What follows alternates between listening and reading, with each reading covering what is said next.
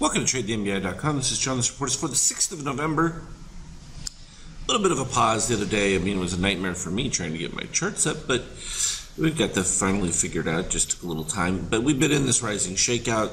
There was never any question about the fact that we had cyan under red DOC, which always along in that particular case. So it was just a question of would we visit back to the ABM yellow or would it catch up? In this case, it's getting closer to catching up.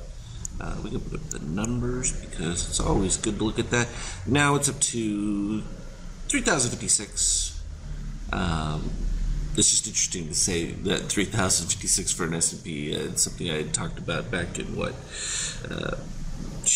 2014 or so, that we were headed this direction, and here we are.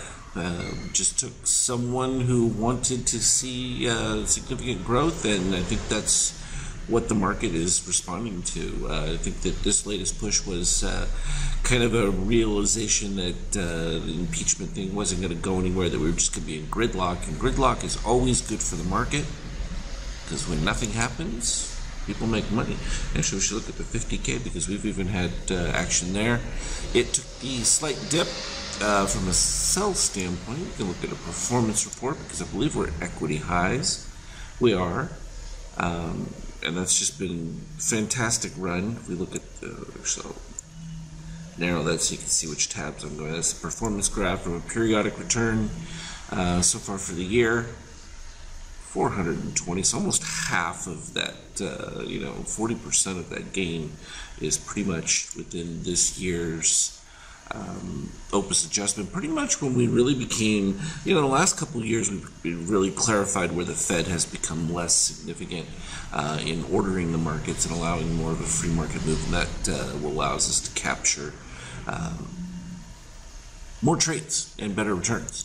That was the biggest lag in the daily Opus, and that was the fact when the Fed overdid it and it didn't allow for any of the natural fluctuations within the market, the ups and downs, if you will.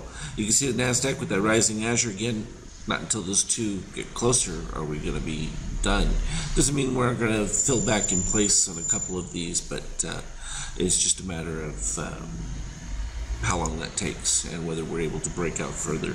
Probably done with the momentum from new fund money coming in, but it's possible we can still see some nice little volatility moves. Euro backfilled. Part of this is again that uncertainty. We actually had a clean DOC spread. This was the start of it where we had the significant orange spike early on with the cyan still under red, which is still usually in that bullish, but it's kind of that warning to expect a little bit of softness. You ended up seeing a little bit of that softness, and then it became clear when the green broke below red right there, and this is part of that continuation. Of course, now you full steel reset, so it wouldn't take much to pull back up in here. So, all in all, more of what we expected, which is fine. There's nothing wrong with that. From an oil standpoint, now we're getting into the middle of the upper portion of the range that we've had, and that's just boding well for economic growth. There's just no other way to describe it, which is interesting. Going into an election year like this, usually you would expect some slowdown as people begin to freeze, but that hasn't happened at this particular point, and that's putting pressure on gold because without that need, equities are still the place to be. And here we go with the 5K. It don't know if it's because I'm running the older version of TradeStation or what, but when I do some of the test runs for the changes, it really causes it to freeze and slow up, so it's kind of a pain.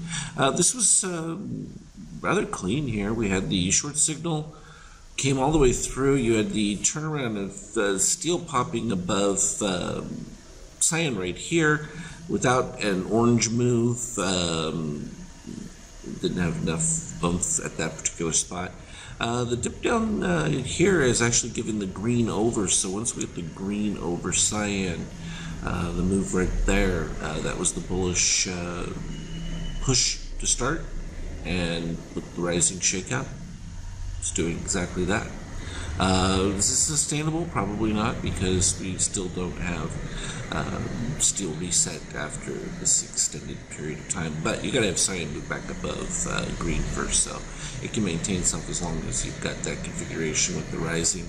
Actually, almost about to break into a new zone here with the DOC red. So pre-market looking fairly decent. Just to pull back in this range is more like a consolidation. Actually, if I shrink it just a fraction and go a little bit further back into that open of the day, it was just a giant bar for the beginning of the open, and then back and forth until we kind of basically filled the positive extremes, which were right down at this particular level in the 74 range. So that's kind of what we return to right now. Baseline from the previous. All in all, good stuff. We're just going to keep going with the ranges. Now I will certainly be able to put up any relevant charts. I started putting them up yesterday before I had a chance to mark some of these things, and good to be back up with it. As always, though, trade well. We'll talk again later.